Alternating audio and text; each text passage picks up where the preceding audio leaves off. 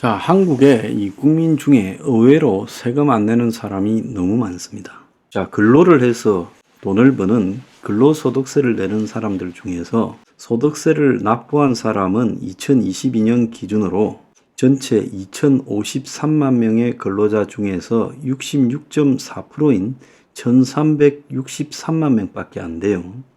나머지 33.6%인 690만 명은 이들은 근로를 하고 소득을 올렸음에도 소득세를 10원 한 장 안 내는 면세 근로자는 거예요. 상대적으로 급여 수준이 낮고 각종 공제가 면제가 뒤섞여 있어서 세금을 안 낸다는 겁니다. 고위층은 없지만은 지금 이 근로자 중에서도 33.6%가 세금을 안 낸다는 거예요. 저는 세금이라는 것은 많이 벌어도 많이 벌면 좀 많이 내고 적게 벌면 좀 적게 내더라도 다 내야 된다는 거예요. 자, 그래서 면세 근로자라고 하면 저소득층이 대부분이라고 생각을 하고 있는데 이걸 갖다가 대폭 축소해야 되는데 이런 결정들이 지금 국회의 이 포퓰리즘으로 되지 않는다는 거예요. 그래서 700만 명에 가까운 면세 급여 근로자 중에서 4천만 원 이하도 73만 원 연봉, 8천만 원 이하도 13,000명 있고 억대 연봉이라고 분류할 수 있는 1억 초과자도 1,403명이나 있다는 거예요. 그래서 국민들 전체 중에서 근로를 하는데 근로소득을 안 내는 사람이 이 34%에 가깝고 그래서 국민의 세금 내는 사람은 거의 절반밖에 없다라는 이야기도 있습니다. 자, 그런데 지금 25만 원을 받으면 그 돈을 가지고 어떻게 매출을 올릴까 지금 아주 희희낙낙하는 집단들이 있다는 거예요. 자, 그래서 25만 원씩에 이재명이 주는 지원금 특수가 온다. 그래서 들뜬 피부 미용 의료기기 업체들이라는 기사가 나왔습니다. 정부 지원금이 병원에서는 특별한 사용 제한이 없어서 코로나 때도 이 성형외과, 피부과가 마케팅을 했는데 그래서 1인당 25만 원은 미용시술 쪽에 수혜가 될 것이다 라고 지금 기대가 크다라는 거예요. 자, 지난 2020년에 서울시 재난금으로 쌍꺼풀, 리프팅, 가슴 성형, 지방 섭입, 양악 수술까지 가능합니다. 상담하세요 라고 강남 논현동의 한 성형외과 병원에 광고가 있었다는 거예요. 매출이 연 1,000억에 육박하는 대형 병원인데 재난지원금을 사용하면 부담 없이 쌍꺼풀 수술을 할 수 있다고 치졸하게 광고를 했어요. 그때 대부분의 서울의 피부 미용 성형외과가 재난지원 마케팅에 뛰어들었다는 거예요. 참 진짜 기가 찬 거예요. 그래서 미용 성형 업계가 올해도 지금 이재명 발 지원금 특수가 재현될 수 있다고 보고 지금 이 난리가 났다는 거예요. 그래서 주름 개선제인 보툴리늄 톡신과 피부 레이저 시술 제품을 가진 이용 미용 의료기기 업체들이 민주당의 25만 원을 가지고 지금 어떻게 돈 벌어 먹을까 궁리에 지금 들어갔다는 거예요. 그래서 민주당은 1인당 25만 원씩 지원금을 지역 사람 상품권 행태로 올해 말까지 소비하도록 시한을 정해서 하겠다는 거예요. 이번과 똑같이 25만 원씩 그렇게 풀었던 코로나 때 재난지원금이 그때 피부과 성형외과로 엄청 흘러 들어갔다는 거예요. 그래서 코로나 때 사람들이 다 마스크 쓰고 다녔기 때문에 이 화장품 업체들 실적은 좋지 않았다가 재난지원금이 풀렸을 때 반짝 좋아졌다는 거예요.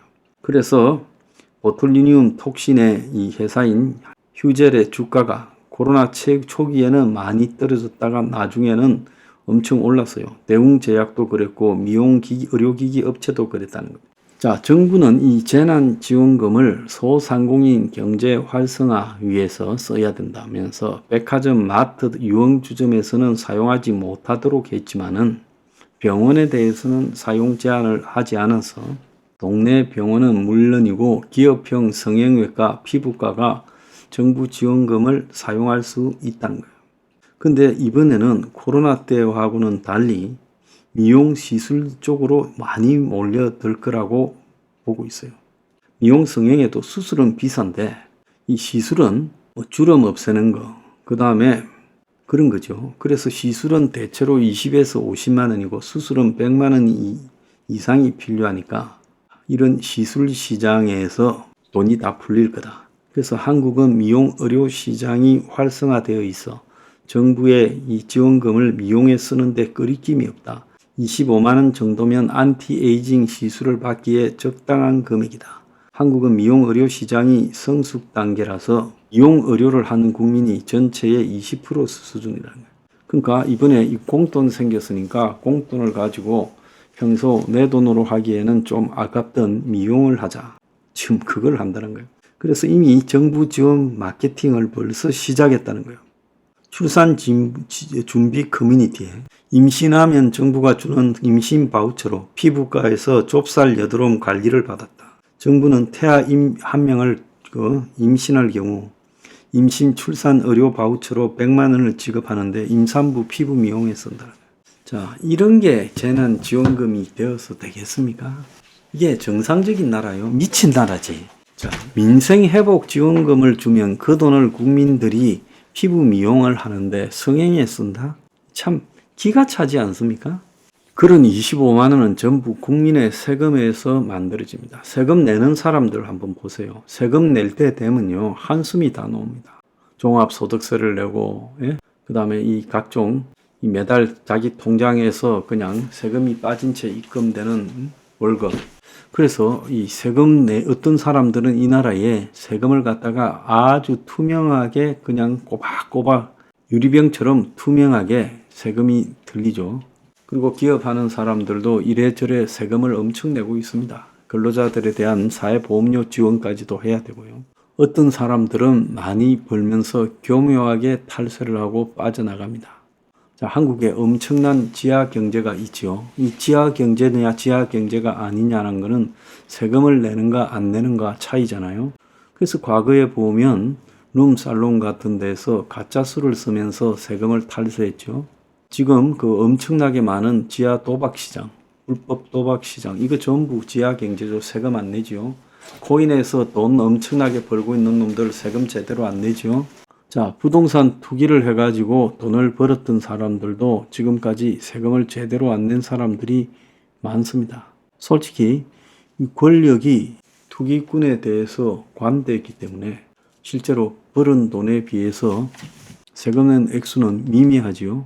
그러니까 연예인들이 전부 돈 벌면 뭐합니까? 빌딩 사지 않습니까? 그래서 얼마 전에 한 여자 또르또 가수는 지금 자기가 샀던 이 아파트를 50억에 사가지고 120억에 팔아가지고 70억의 차익을 냈다는 거예요. 이런 식으로 돈 벌기가 쉬운 거예요. 자기 이름을 이용해서 은행에서 빚 끼고 그냥 건물 하나 샀다가 그걸 다시 되팔고, 그러니까 누가 성실하게 일해서 살겠습니까? 자, 이제 국민들 중에 그야말로 그냥 세금 안 내고 국가 돈 빼먹는 부분이 노인은 노인대로 특화되고 젊은 애들은 젊은 애들로 특화되어가 실업급여 받아먹는 방법, 노인 그 근로 필요도 없는 길목에 깃발 들고 서서 돈 받는 방법, 또 멀쩡하게 걸을 수 있으면서 장애인 이렇게 돼가지고 그 비싼 전기차, 전동 자동차 몰고 좀 지팡이 짚고요 다 그렇게 살지요. 휠체어로 그냥 가면 되지요. 전동 자동차, 장애인 전동 자동차가 한국에 제일 많아요. 그래서 전부가 뜯어먹는데 그냥 혈안이 돼 있어요. 나라가 이제 이거 완전히 그냥 망조가 들었습니다. 그래서 이제 내가 대통령으로 가기 위해서 너들한테 돈을 한번 나눠줘 보겠다. 나는 한다면 지킨다. 이번에 죽어도 나눠줄게. 막으면 처분적 법률을 만들어 가지고 줄게. 자, 그래서 앞으로 내가 대통령이 되면 돈 너희들한테 무지기로 나눠준다. 나 찍어라. 지금 그거 아니겠어요? 이게 나랍니까?